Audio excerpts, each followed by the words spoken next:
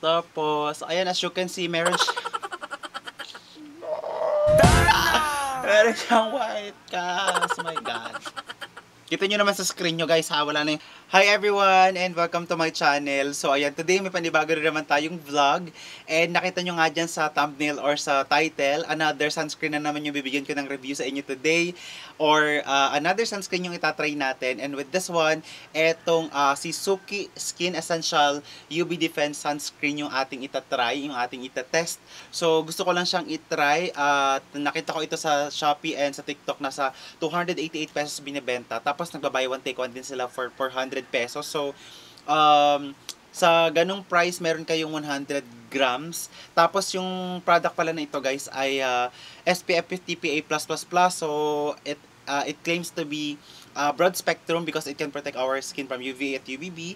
Tapos, lightweight daw, invisible, moisturizing and whitening. Tapos, it protects our skin nga daw from UV rays. Tapos, itry na nga natin itong product na ito. So, ayun pala nakalagay sa box nila, new formula. Okay. So, let's see kung talaga bang maganda yung kanyang new formula. Tapos, nakalagay na dito sa kanyang likod na this one daw ay FDA approved.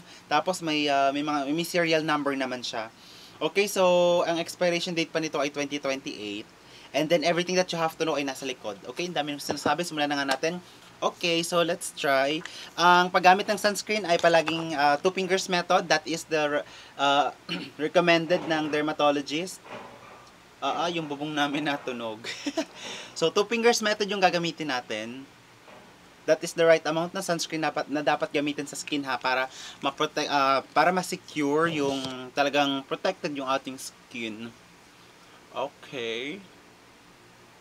Tingnan natin. Okay. Very easy to glide sa skin. So far, easy to glide sa skin. Okay. Para siyang I can feel na the product is very hydrating and very moisturizing sa skin. Tapos, ayan, as you can see, meron siyang white cast. Oh my God. Kita nyo naman sa screen nyo guys ha, wala na yung actual real time yan ha. Tinetest ko talaga, tinatry ko talaga. And, yun, naglalagay tayo ng sunscreen sa likod ng sa likod ng tenga. And evenly, ina-apply natin all over our face para protected yung ating skin. So far, nakikita nyo naman sa inyong screen, ang aking mukha at ang aking kamay ay hindi magkapantay.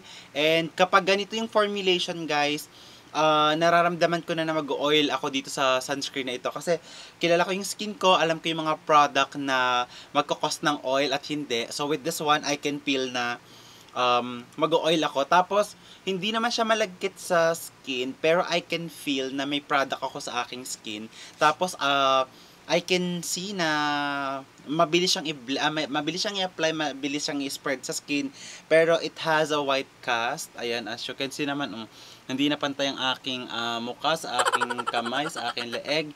So, meron siyang white cast na pinoprovide. So, ayan guys, this is how it looks like kapag apply sa skin. Tapos, I can see na, ayun guys, medyo nagbubuo-buo siya kapag may pawis ka. So, I don't know if the product is good. Kasi meron siyang white cast. So, kung kayo ay may deep skin tone, possible na mahalata talaga yung product sa inyong skin. Pero, to be honest with you, I don't like the product, okay? So, hindi ko gusto itong product na ito. Feeling ko talaga mag-oil ako. I can feel na medyo heavy siya sa skin. Nararamdaman ko na medyo heavy siya sa skin. Ramdam na may product ka sa skin mo. So, yun yung pakiramdam kapag in-apply siya. I don't know yung old formulation nila if mas heavy, pero with this one I can feel na heavy pa din siya. I don't think na kung kayo ay may deep skin tone ay mag-work sa inyo itong sunscreen ni Suki. So, yun, I don't like the product, to be honest. So, ayun guys, and ilang minutes na yung nakakalipas and medyo nag-tone down na yung sunscreen. Pero, I can see pa din, and you can see pa din naman na may sunscreen na nakalagay sa aking mukha. Pero, medyo parang nag-tone down na siya sa aking skin. May glow siya na binibigay, and andun pa din yung pakiramdam na may sunscreen kang nilagay sa skin. So, for me, I would say no for now. I think mas better itong new formulation nila than the first one na nilabas nila. But, with the second formulation, I would say, this is not for my skin type kasi I can feel na mag-oil ako.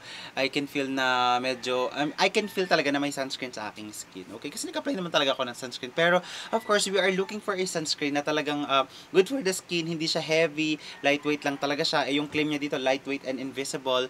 So, invisible in a sense na kita pa din siya. Tsari, bakit laking lame na invisible? Eh, kitang-kita naman na may sunscreen ka sa iyong face. So, yun. Totoo naman na moisturizing siya. I can feel. Pero, itong tipo ng sunscreen na ito, as a person na may combination skin type na oily to dry, ay yung T-zone ko, feeling ko talaga mag-oil ako dito. Okay? So, that's my take on this Suki sunscreen. And for now, mag-no muna ako sa sunscreen ito. And let's see, try natin soon kung magbabago pa yung aking perspective about the product. Okay? So, this is the product. As you can see, guys, that's it. And ayan, parang nagbubuo-buo nga siya dyan. So, feeling ko pag nag-gym ka, ayan o, buo-buo siya. So, feeling ko kapag nag-gym ka, tapos pawisan ka, magbubuo-buo din siya. Okay, so that's my take and that's my review on this UB Suki Skin Essential UB Sun Defense Sunscreen. Okay? Halatang halata na may sunscreen naman sa face ko eh. So, yun guys, and that's all, and thank you so much for watching. Mag-subscribe kayo. Bye-bye!